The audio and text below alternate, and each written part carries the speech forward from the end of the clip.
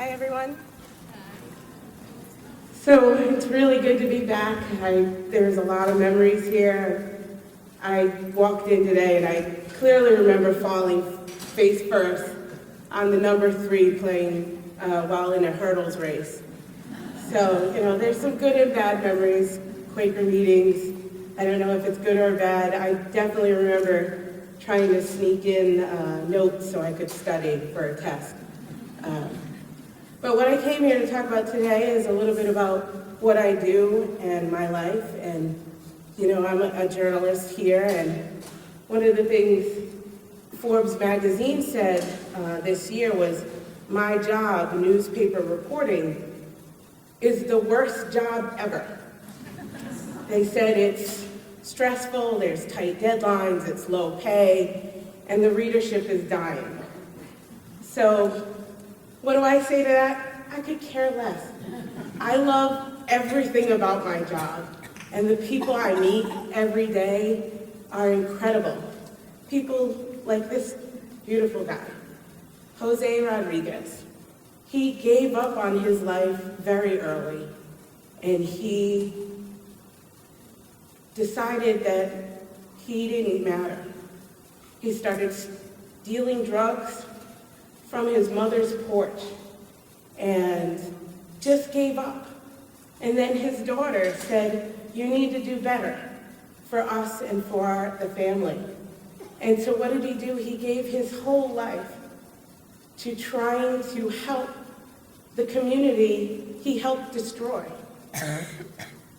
He is a wonderful example of great people. There are extraordinary people everywhere.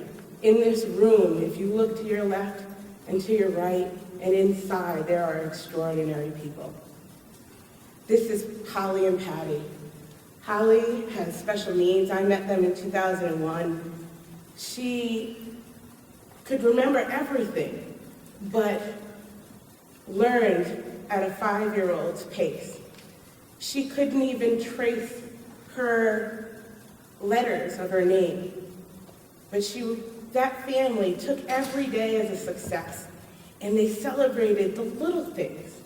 It was incredible to watch them interact with each other, just inspiring.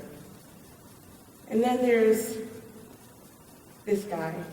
If you walked down the street and you saw Mark, you might think he's homeless. If you went to his house, you see all the stuff behind him. He lives in the basement of a friend's house, and he's happy. And what you wouldn't know is that he's a local jazz legend and an artist who uses other people's junk for his material. And he doesn't care what anybody thinks about him. He says, take your life and just run with it. Those are people that are incredible. Then there's this woman. I've never written about her. She's been written about in the journal recently, but I've adopted her as my grandmother. She's 101, we call her 90. That's a lot of life to live. And she says struggle is part of the game. You need to struggle in order to get better. These are the things I learned from these people. And what I do, I know, this is a great picture. I tend to, it's a reporter's trick that I use. If somebody's telling me something about their life, I trade and tell them something about my own. So I tend to lean into fear all the time. I take risks. I don't care what other people think about me. It's a great way to live if you can sustain it. Sometimes, you let self-esteem come into play and fear, but for the most part, that's how I live my life. One of the risks I took was coming to MosesBrown. I was in a public school system that I didn't like, and I decided I needed to go somewhere else. So I came to MosesBrown, and the first grown-up I saw, I said, how does a girl like me get into a school like this? And I was enrolled the next year, and boy, was it a culture shock. Imagine being in a public school system, tons of diversity, and then I come here and I can count the number of black people on 2 hands. And the racial tension was huge. I was struggling academically. I didn't fit in. This is me actually at the upper school. I used laughter to get through the day. But even with all that uncomfortability, there was compassion shown all the time. Former head of school Joanne Hoffman paid for my prom tickets because I couldn't afford them.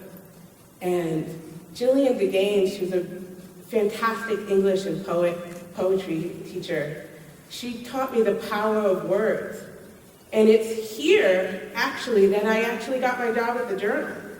I was taking the Richter bus to school one day, dropped my notebook full of short stories and poetry.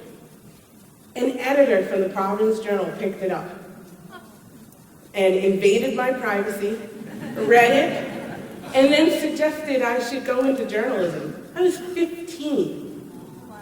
I started there the next year, and voila, I go from this to interviewing Santa. I have interviewed so many people, great people. I can't tell you the secret, but it was a pretty good one there. And it really just makes life wonderful. One of the most vulnerable moments I had was in 2004, I decided to talk about my struggle with weight loss. In the paper, every Sunday, my weight, my inches, everything. Everybody got to see it. It is the most uncomfortable, but the most rewarding experience I've ever had. The amount of support that you get from people.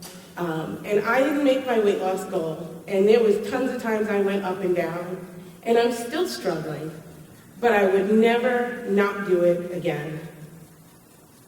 This year, my life changed when the 50th anniversary of MLK and the I Have a Dream speech was in August. I decided to help the Journal do something different. So we looked back at all the racism and the tension from 50 years ago, and we also looked ahead at what still could be done, still needed to be done. And as part of that August series, it was 4 days, reporters gave a personal essay about their lives, how the dream meant to them, what happened in their lives, and the tension. And I talked about Moses Brown and those uncomfortable moments. But I got to go to DC to kind of make it full circle and see the march this year. And it was incredible. And, you know, it's just life-changing things that when you just let go and stop taking control of your life and you just kind of go in whatever path takes you, it's amazing what can happen. So when I hear, this is my husband. One of the things about MLK and the series was that we were trying to press everybody to accept everybody's differences and to embrace diversity. So I married diversity. Clearly, he's Asian, and he's Buddhist.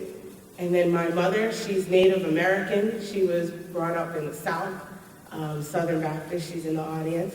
My dad is Catholic and Cape Verdean, and my stepfather is Muslim. So I am a blend of all of that. And, you know, it's funny, just look at this picture, he's crazy. When I met him, I actually thought he was robbing us. I married a man who I literally almost hit over the head with a frying pan because he came into my sister's house while I was babysitting, thought I was her. She owed him money. They had a playful friendship, and he said, "Where's my money?" I have no clue who this Asian is, coming into a black person's house saying, "Where's my money?" in Central Falls. So I almost hit him, and thank God my niece said, "Hi, Sang," because at least somebody knew who he was. And look, I married him 5 years later. So it's great to be in a blended family, and to really look at life in a way where you just kind of let God lead, or whatever you want to call it. It's just this, it makes life so much better and so much more fun. I mean, every day is like an adventure. And journalism does that just as much for me, because now I have that extra adventure, because you have no clue what you're going to do this day or that day. And with the journal shrinking the way Forbes said, I mean, that is true. Newspaper journalism is slowly taking an exit. But when you live a life the way I do, there's always going to be another entrance. And so I embrace that. And so I like to live life, and this is my motto, that I've lived forever, like you're drawing without an eraser. So I really hope you guys take that into account and really just let go and let live. Thank you so much.